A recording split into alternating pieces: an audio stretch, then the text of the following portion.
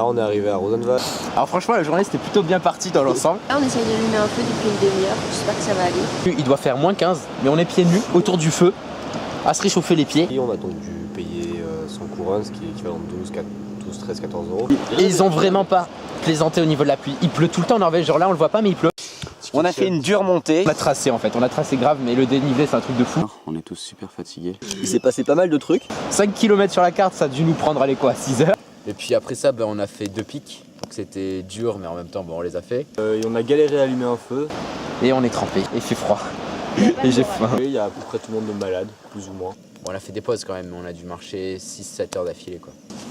Donc voilà, il a pleuvioté un peu toute la journée. Là, ça s'est calmé.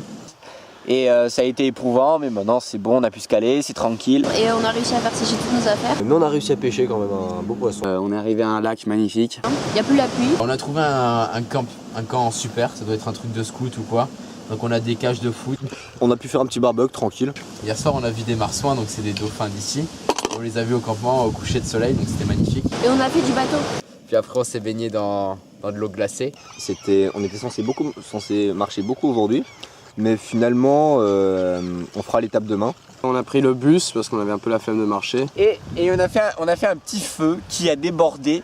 Et il y en a un qui a pas été content, mais ça il faut pas le dire. On voulait aller dans une maison parce qu'il y a des gens qui nous l'ont prêté.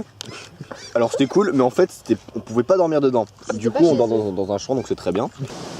Aujourd'hui on s'est levé et on est allé acheter le petit déjeuner au Spar à côté. On a mangé 1 kg de riz à 5 et on a encore faim. Mais on a les toilettes demain matin. Et franchement mon cul ça va lui faire du bien. On a plus ou moins essayé de faire des crêpes. Poisson. 2,5 kg. 2,5 kg de poisson. On a fait la purée. 1 kg de purée. On a fait les patates aussi. On a oublié la soupe par contre. Par contre, la soupe on a oublié. Ce matin, on a fait le reste des crêpes. On est allé se baigner, on a pêché un poisson. Et puis après on est retourné au Spar pour acheter le repas du soir. Et là on a acheté plein de viande, côtelettes et saucisses. On a mangé la purée, on a mangé de la soupe. Là, on mange du riz, on va remanger de la soupe. On est allé jusqu'au village, on a mangé un petit peu dans le Spar, on a acheté des trucs à manger, des chinoises, 3 litres de glace, 2 kilos de riz. Et on a rencontré 2 Norvégiennes sur le ponton là-bas, on leur a demandé où est-ce qui était le Spar, elles nous ont indiqué où c'était, elles sont venues avec nous et puis après on a fini par jouer de la guitare avec elles et on est allé manger dans un tipi un peu plus haut. On a mangé des pommes de terre dans du papier alu, avec de l'ail, du sel et de l'huile d'olive. Je crois que Tom c'est le premier soir où il a plus faim. On s'est amusé au lancer de bâton.